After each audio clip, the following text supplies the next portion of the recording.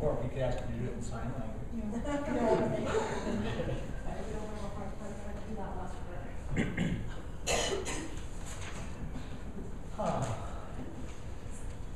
Well, we are gathered here this morning, and we're gathered here with a purpose.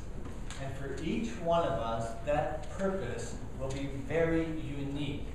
Some of you may have come this morning looking for something maybe to encourage you, to strengthen you as you find your way forward in confidence through what might rightly be called a dark and troubled time. Many of you will have been paying attention to the media, and in the media you will have noticed all kinds of things going on in the world that are not at all pleasant to the understanding. Things that make you feel shocked.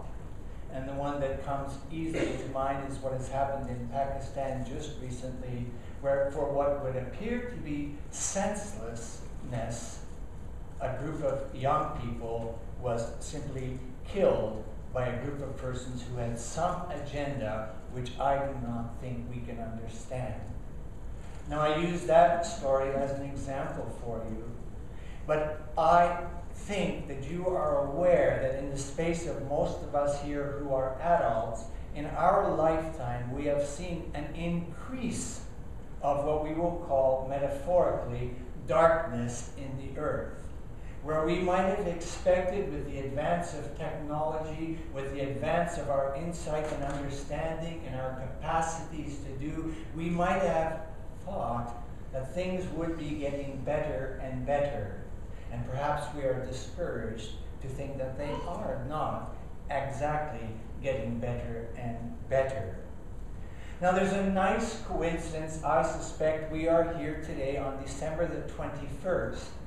And in the cycle of the sun, that means that this night will be the longest night of the year, and this day will be the shortest day.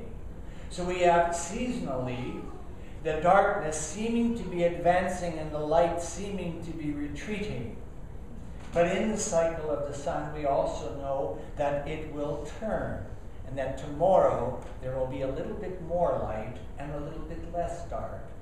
And it's to that turning that we want to focus our imaginations to the best of our ability. So when we get up in the morning, rather than to turn the news on and be all discouraged, but to get up in the morning, put your feet on the ground, and say, "Dear God, thank you for today. Show me how I can be useful to you as I go about my routine, how I can be a part of your great purpose, which is to bring light into the time of darkness." Now, we could speak of these things in a very long, protracted way. We could try to understand from every angle what it is that is going on. But most simply, there is something at the very heart of humanity that is bent out of shape. Historically, we have called that sin. But sometimes in the modern world, the word sin itself is misleading. We might take it to be something that it's not. Sin is basically missing the point or falling short of the mark. We could imagine an archer who wishes to shoot and hit the bullseye and not quite making it. It's not a perfect attempt. But what we want to do is look at the text that we have in front of us today and try to understand how they might be helpful as we determine to be God's people in this troubled time. And the first text is from Samuel, and some of you will know this story very well. Samuel was a prophet in ancient Israel, and Samuel is the beginning of what we might call the prophetic tradition in Israel, and it's a tradition that is picked up by the Gospels through the birth of Jesus Christ. It seems quite remarkable once you get your understanding opened up to discover that whenever the world gets to a deep, dark place, God determines to begin again, to start over, we might say. And we are perhaps surprised to discover that God generally starts with a woman, by telling her that she's going to have a child, and that this child is going to be the agent of God's purpose. This child is going to bring about the change for which humanity is longing. And Samuel was such a child. Our kids downstairs studied Samuel's life when they were going through characters of the Bible. And one of the key things they learned about Samuel was that at the age of about 4, he had already learned something important from his teacher. He heard a voice in the night, and he thought it was his teacher. So he went to his teacher and said, "Did you call me?" And his teacher said, "I didn't call you. Go back to sleep." And then Samuel the boy heard the voice again, and he went to his teacher, "Did you call me?" And the teacher says, "I didn't call you. Go back to sleep." And Samuel lay in his bed, and the third time he heard the voice, and he went to his teacher, and the teacher said, "No, Samuel, it's not I who called you. When you hear the voice again, know that it is the Lord who is speaking to you." And at the age of 4, Samuel lies in his bed, and the word comes, "Samuel, Samuel," and the young boy answers and says, "Here am I." In the Hebrew, it's hinene. "Here am I." And that short phrase, uttered by a 4-year-old boy in the earliest days of tradition, is a key phrase for each and every one of us. Here am I. Now, Samuel, the book, goes on to explore the trouble that comes when the people want to have a king like the nations. In other words, they have been called by God through Abraham and Sarah to make visible in human history an alternative to the strategies of power in the world. But by the time of Samuel, already the people want to be just like the world. They want a king. And Samuel encourages against it, but in the end, God relents and says, "Let them have their king." And then we get the whole story of the problem between kings and prophets. That is to say, the whole story of the problem between power and truth. And in this section that we read today, the conversation is around this idea that King David wants to build a house for God, a temple for God. And perhaps you didn't quite pick it up hearing the text, but maybe if you go home and read it to yourself and think about it, God seemed to say quite plainly to David through Nathan, "Look, what on earth makes you think that I want a house to live in? I've never needed a house, and I don't need a house now."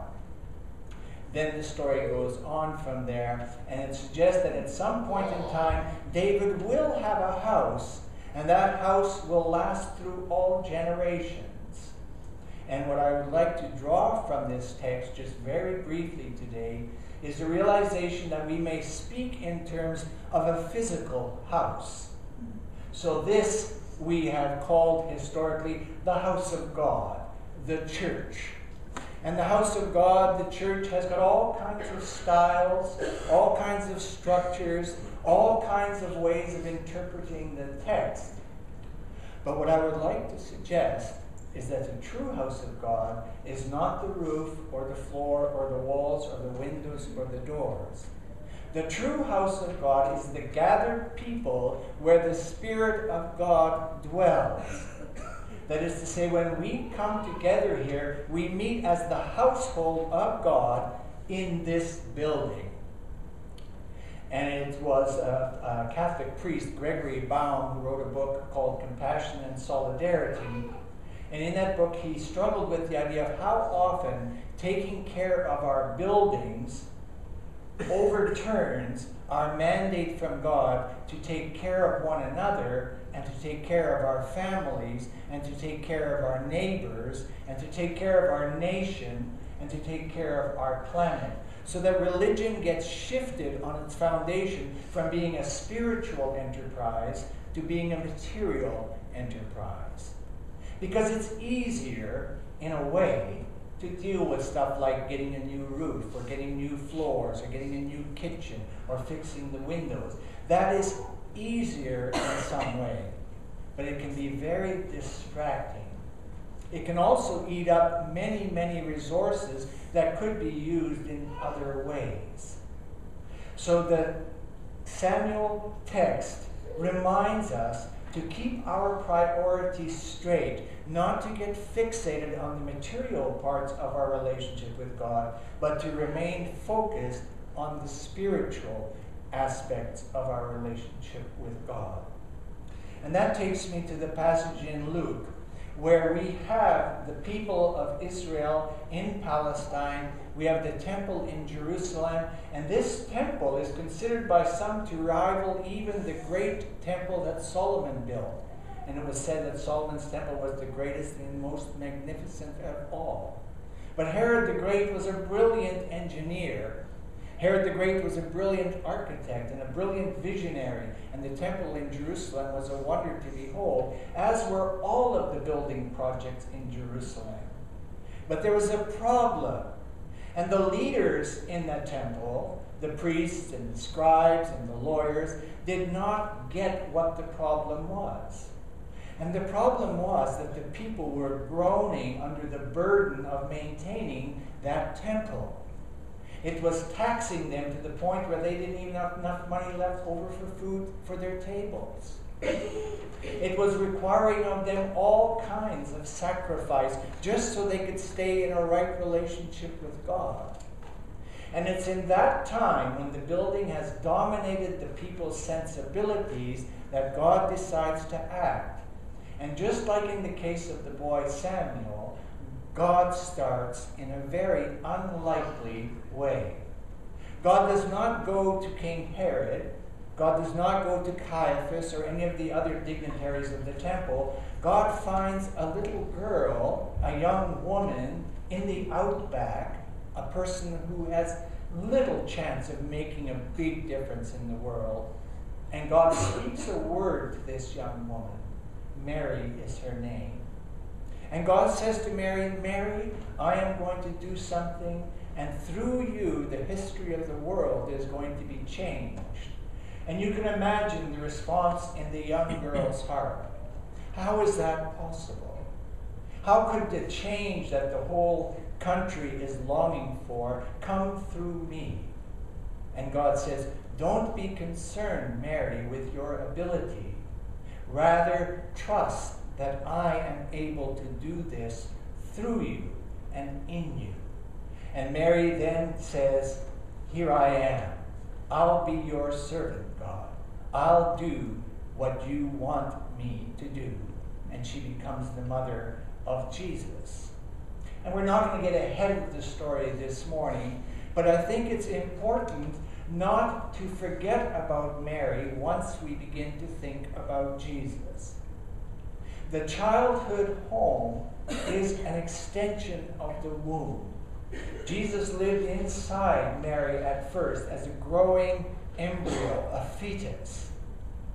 Her health was the baby's health. Her consciousness was the baby's consciousness. Her spirit was the baby's spirit. What she believed about God was already being communicated to this forming child within her. I think it's Psalm 131, which speaks about the infant being formed in the womb and being known by God well before birth. Mary is important to us. And Mary, in some ways, becomes a symbol to us of who it is that we are. That is to say, as we look about at our world, when we hear the longing of persons we know, when we see people all around us who need to be supported and encouraged, we may think, what on earth can I do? And that's, of course, what Mary thought. But it's then that we must turn our attention to say, what is God capable of doing in me and through me? So that rather than to hide from the darkness of the world, to hide from the difficulty of our times, we decide to step forward. Here I am. I want to get involved. I want to be a part of the change that God is bringing into the world. I want to make a difference with the life that I have to live. So we here at Steinbeck United are a small community of faithful persons embedded in a larger community of faithful persons. And each of the faith traditions represented in this town and in this region and in our country is different. But there's one thing we all have in common, and that's our humanity. There's not a single one of us who is not a human being. And the question is, how do we become human beings in the way that God intended us to be human beings? Because we have gotten off track. We have gotten lost with so much that we think is important, which is not important at all. So in this time, the season of Advent, approaching the day of Christmas, when we commemorate the birth of Jesus' birthday, as Anna said earlier in the service, we too have opportunity to listen to what the Spirit is saying to our time and to respond by saying, "Here am I, use me." And then to be completely clear that there's nothing difficult about this. Jesus says, "My burden is light, my yoke it is easy." All you have to do is be the best that you can be in all of your relations. Cultivate through prayer and study a heart of love. And then whenever you walk into a room, that love will be an influence in that room. And it's true that many times you're going to be walking in and you're going to be needing the love. But when you need it, somebody's going to be ready to share it. And throughout all of our experience, that balanced equation of love that we share keeps us all healthy and all on the right track. We are now in a remarkable moment of human history. We have a chance to make a difference, or we have a chance to sort of say, "What can I do?" and shrug our shoulders and give up. I hope that you will be one of those persons who says, "Here am I, use me where I am in my small corner." So I'm going to ask you to sing a song, "Love Divine, All Loves Excelling," the love of God for us and the love of our